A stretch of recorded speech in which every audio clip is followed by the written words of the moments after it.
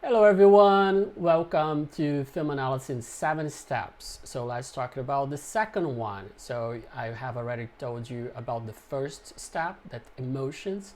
So emotions is the most important element in a film, is when the film engage the audience.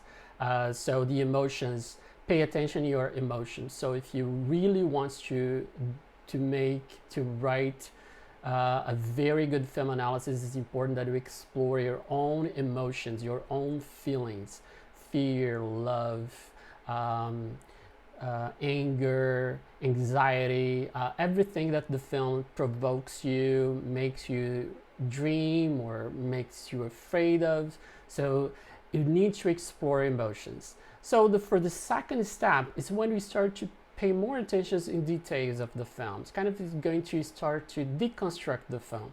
So for this step, I'm proposing conflict. So especially conventional films, Hollywood types of films, for instance, conflicts is a major element in a film. It's the storyline, it's the story, part of the storytelling, right? When we think about what is the story of the film, it's the story of a film, a story of a man that falls in love for a rich girl or for a poor girl. The story of this man that was killed. So those are the conflicts, right? We have many types of conflicts. For instance, could be a love issue or a crime. Could be a supernatural issue. So always there is something that makes the character engage in this path and trying to find out, trying to solve the problem, right? So it's when we're going to present, for instance, if it's between characters, going to present the protagonist, the antagonist, so those issues. So we have many types of conflicts. It could be inner conflict, so with yourself, to overcome some issue regarding you, or it could be with the nature, for instance. So if you want to, you have an issue with some aspect of the nature, some phenomenon. Think about a mountain that you want to climb. Think about a storm. So the character needs to overcome this. Or it could be, the character can be a man or a woman, or it could be an animal, right? You could think of, we have some films, for instance, that we have a dog or a bear that have a conflict with the nature, right? It could be also a conflict between two characters. So this conflict is the most common one. So for instance, there is this man that's falling in love for this girl, but the other family, it's not approving, right? So it's like a Romeo and Juliet. It's one of the most common ones. Or we think about Hitchcock. So the wrong accused. There is this man that was very close to this man that was killed, and everybody took him as the killer. So he needs to solve this problem. So we have the moment throughout the story. So we have the climax of the story that's going to solve this conflict, right? About the ending of the film. However, in a feature film, we can have many conflicts. You can have one major one, but we can have other ones, small ones, that make the story goes forward and gets the action moving, right? And it can also involve other characters. Also, however, in a short film, usually we have one single story and we have one single conflict. So short films, they are very good for you to practice film analysis. It's easier to watch. It's very more simple to understand the storyline and to identify the major characters. So it's much more precise. So for your practice today, I'm proposing the film Stutter, directed by Benjamin Cleary, made in 2016, that won an Oscar for live action short film. And this is an amazing story. So what actually we have in short films is only one conflict.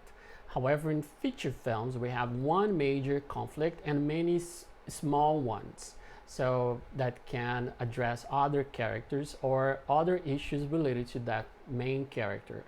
However, so it's easier for us to watch short films in order to get these points more clear.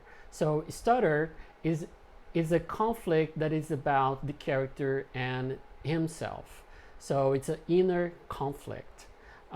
So this film is about physical disability, love, about communication, and what we see throughout the film, that the film works a lot with one major element: voiceover.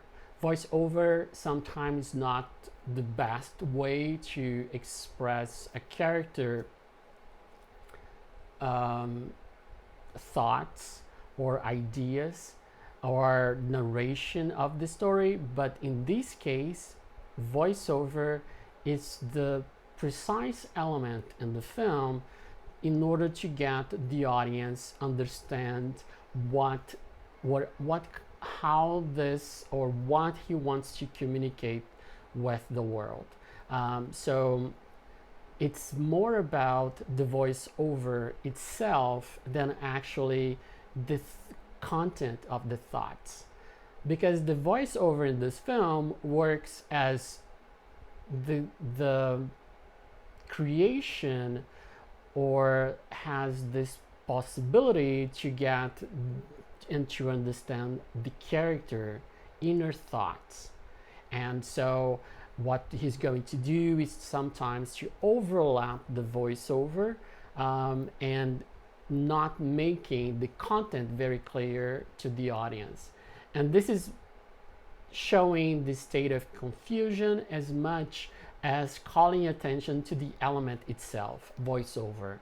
So also it's getting to another point that is not addressing just one physical disability, but he's addressing to everyone's difficulties to communicate with the world, to express their ideas, their thoughts to the world, in order to get this understanding, right? So it's very much about this disability of communication than actually the physical disability of the character. So anyone can easily identify with this character's conflict. So I hope that you enjoy the film. I'm sure that at the end of this film, you're going to have a big smile and you're going to understand a little bit more about certain characteristics of film and how we develop the character and the story. So watch the film and let's see how you analyze this story. Enjoy, and I see you for the third step. Bye.